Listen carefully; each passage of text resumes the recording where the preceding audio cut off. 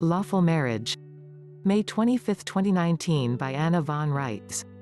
More marriages take place in June than in any other month of the year. I've been thumping on everyone about the word lawful this week, as opposed to legal, so now we have the topic of lawful marriage. What is a lawful marriage as opposed to a legal marriage? A lawful marriage is one that takes place on the land and soil of an actual, factual country. It takes place according to the law of Scripture and the public law of the country, and internationally it is recognized as a simple treaty under the law of nations.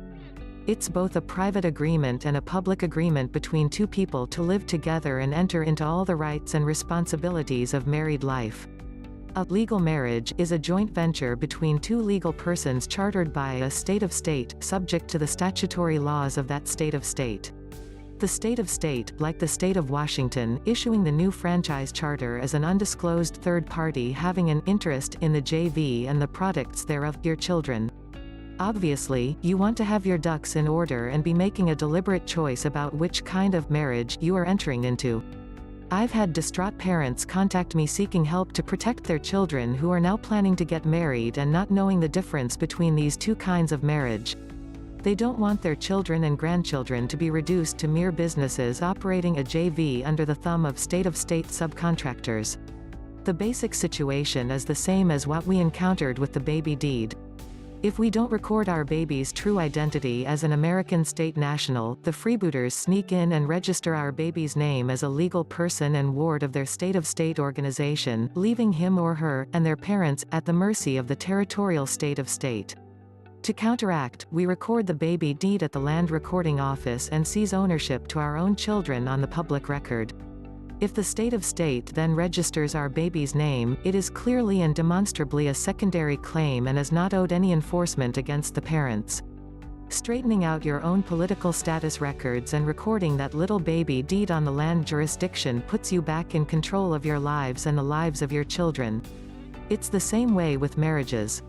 You need to record your lawful marriage with the land recording office, prior to or in concert with any registration of the new vessel with the state-of-state organization. To that end, our team has constructed a new recording instrument that does for marriages what the baby deed does for babies, establishes your marriage as a lawful marriage on the public record. This document is called a Solemn Record and Proclamation of Lawful Marriage, and will be found, together with instructions with the Article 928 documents at my website, www.annavonreitz.com, and hopefully will soon also be available on the AmericanStatesAssembly.net website. Those receiving this as an email will also receive a red-line copy of the form and instructions. Recording this solemn record and proclamation of lawful marriage protects your marriage from being treated as a commercial contract and prevents you and your children from being subjected to the unilateral demands of territorial and municipal agencies.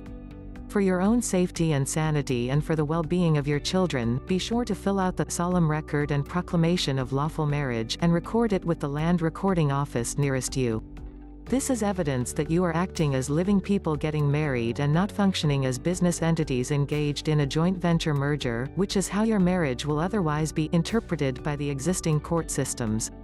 I will also point out that doing this prevents a lot of the other heartaches that can be associated with marriages: CPS, forced vaccinations, denial of homeschool rights, inequitable divorces, and a whole lot more can be settled privately and should be settled privately by arbitration.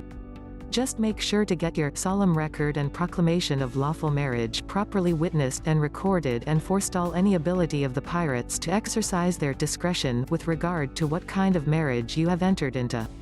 Note from Ed.